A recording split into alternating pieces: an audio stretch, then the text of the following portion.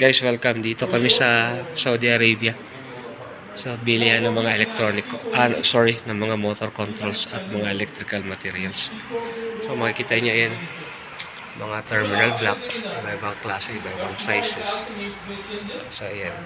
Ito naman, mga bus bar or circuit breaker, mga sa MCCB. So, ayan. Ito naman yung mga iba-ibang klaseng terminal locks, sizes, connectors. Ito naman para sa mga parameters, voltmeter, ammeter. Ayan. So, next. Ito naman mga power supply, 500 watts. Ito sa mga ginagamit namin sa mga power panels namin sa mga PLC. Ayan, mga different types of contactors, different types of cable glands. Ayan, ganda ng display nila. Ayan, mga selector switch, mga emergency stop button.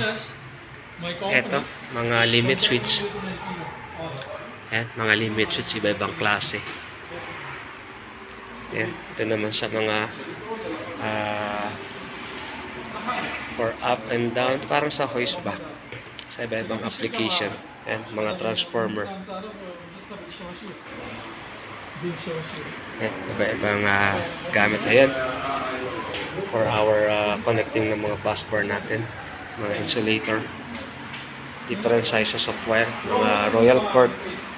Meron silang mga cable cutter. Ito, different size of fuse, different size of crimpers. Okay, dito ito, different types of relays, mga under voltage, 3-phase sequence, phase sequence relay.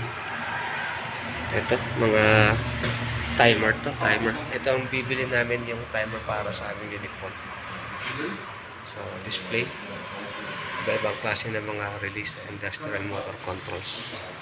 Yan ang mga display nila, ang ganda. Mga different type of exhaust fan. Ayan, mga box nila sa taas. Ito pa. Iba-ibang klaseng push button and signal lamps. Ayan, ito mga micro switch. So, dami na yung gamit dito. Okay pala dito mamili. Different types of plugs. Ayan, and outlets. Ang ganda. Maganda dito mamili. Ito, for reverse forward ng mga sliding gate. Emergency button ulit. So, okay sa lugar nito. Yan, ito yung mga parts nila. So, yan yung mga different types of panel. Ang ganda. Yan ang loob nila. So, ito ko. So, that's it for today's video mga guys. Naghahanap lang kami ng mga electrical materials na gamitin namin sa aming trabaho. Capacitor bank. Laki. Yun sa taas. So, yung mga capacitor banks. For our capacitor bank.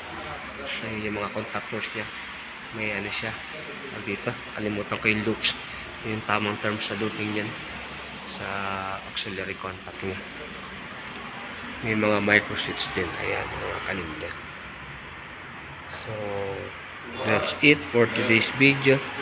So, sana po nakatulong sa inyo ang mixing video tutorial na ito. God bless po sa inyo lahat.